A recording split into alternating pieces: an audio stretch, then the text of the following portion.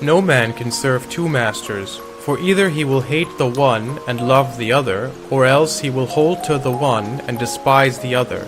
Ye cannot serve God and mammon. Matthew chapter 6, verse 24.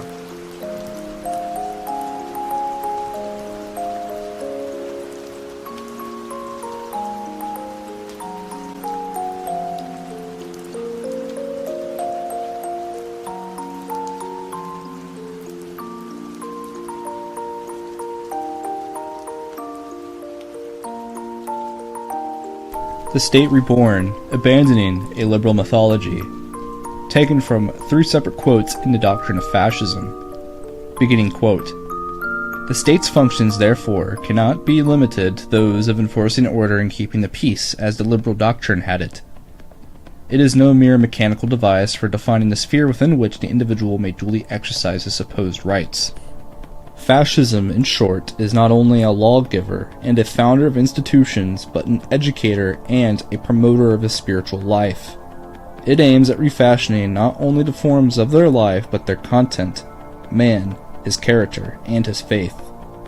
To achieve this purpose, it enforces discipline, uses authority, entering into the soul, and ruling with undisputed sway. Therefore it has chosen as its emblem the lictor's rods, the symbol of unity, strength, and justice. Fascism has restored to the state its sovereign functions by claiming its absolute ethical meaning against the egotism of classes and categories.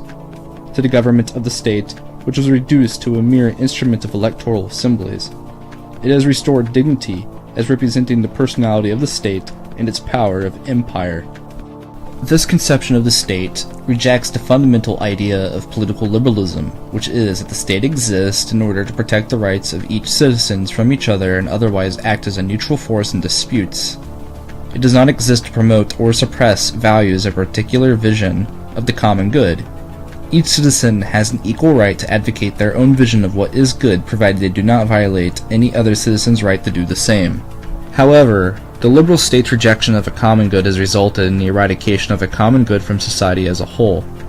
Opposition to political enforcement of religious social norms has become the opposition to so-called oppressive norms altogether. The continuing march of secular, post-religious values against Christianity in the religious sphere is merely one manifestation of this phenomenon. Large sections of the right, even the dissident right, take part in this march when they oppose Islam on the grounds that it attacks the liberal tradition.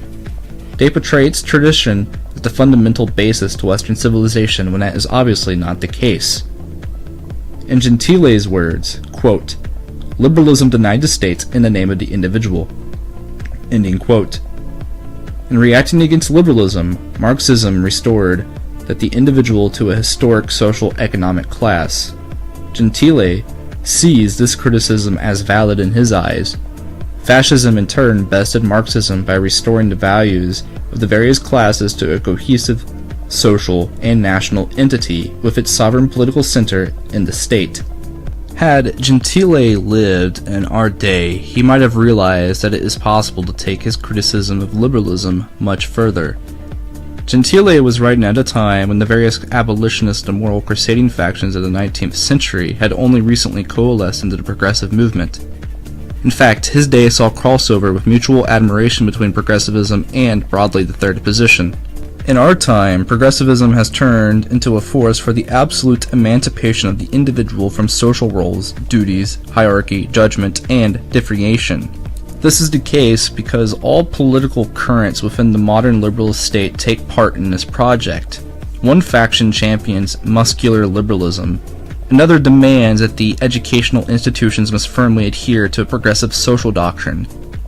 Indeed, the very bishops of the remaining state churches do not want to be seen as favoring any one religion. If anyone doubts this, the success of this agenda, the post-World War II generations have decisively proven them wrong. They're the most moralistic and puritanical generations instead of the Puritans themselves. The morality of these generations so fanatically promoted is none other than that which has been inculcated into us by the superstructure and the base of the system, the media, the schools, and the government, even the corporate world. The ideology of social progress is the child of liberalism. But whereas classical liberalism left judgment of individual goods and desires to social institutions, such as the church and the family, progressive ideology seeks an active state role in removing judgment of individual goods and desires altogether. The liberal parent sees the violation of personal consent as the only justification for state intervention. The social progressive child sees the violation as the only thing to be judged at all. To this end, it harnesses public education, such as hate speech laws and so on. The promotion of mass immigration and the resulting multicultural ideology also aids this agenda by increasingly tainting ethical and social judgments with religious and ethnic tribalism.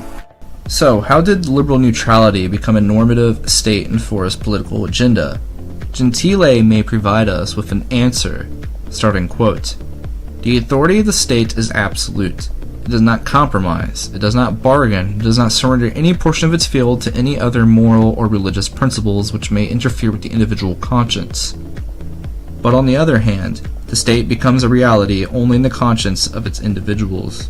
When Gentile outlines this view, it presents itself as the fascist answer to the paradox of liberty and authority.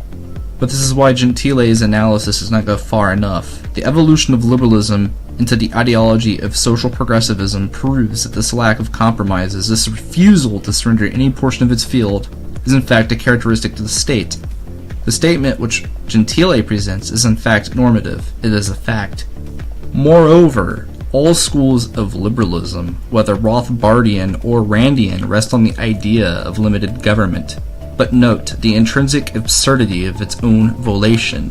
It can abandon these values at any time. The historical document experience suggests that this sacred document trick is of extremely limited utility, and preventing it from doing so. The 2020 election is proof enough. If the government is limited by some external power, it is not a government in the usual sense of the word, and we should direct our attention to the limiting of the power. It is at this point the liberal typically reveals his inner Democrat and suggests that the sovereign power of the people will preserve liberty. First, this hasn't exactly worked in practice. Second, true sovereignty demands actual military superiority.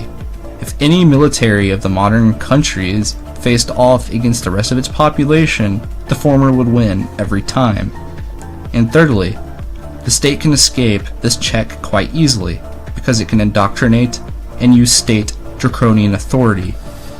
The conclusion is simple. The nature of the state is that sovereignty is conserved. Due to its role as essential sovereign power, the state, or rather the people who make it up, must develop a set of common normative values in order to operate.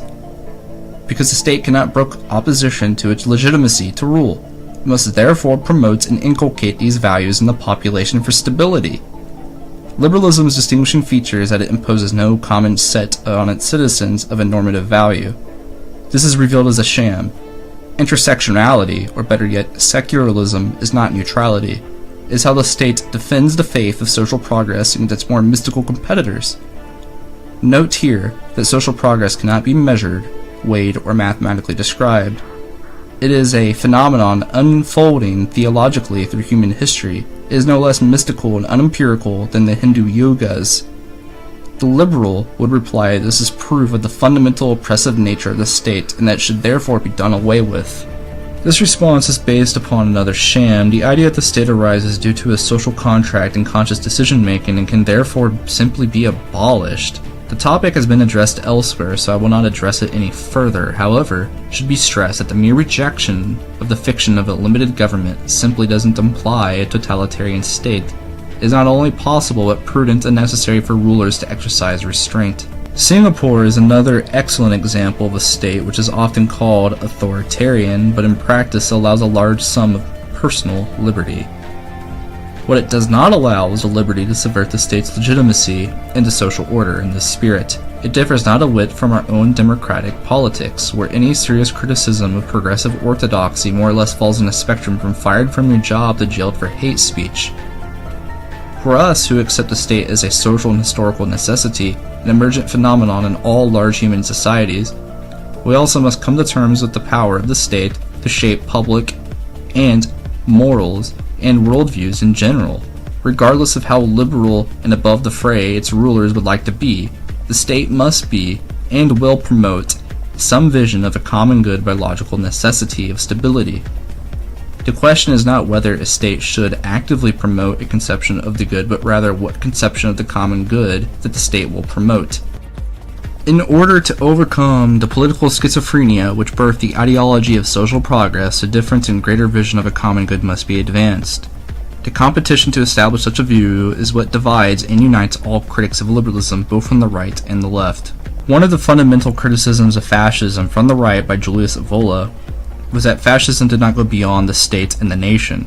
Italian fascism tenaciously accepted Catholicism but never linked its theological mission to a metaphysical and divine order of the cosmos. Perhaps this stemmed from its suspicion of the failed reactionary factions of the intelligentsia, which divorced thought from action.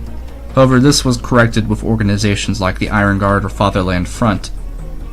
This vision of the common good does not simply promote a set of abstract values, but determines the whole mission, order, and life of a whole society and the people who comprise it. It unites the social order and gives it a purpose.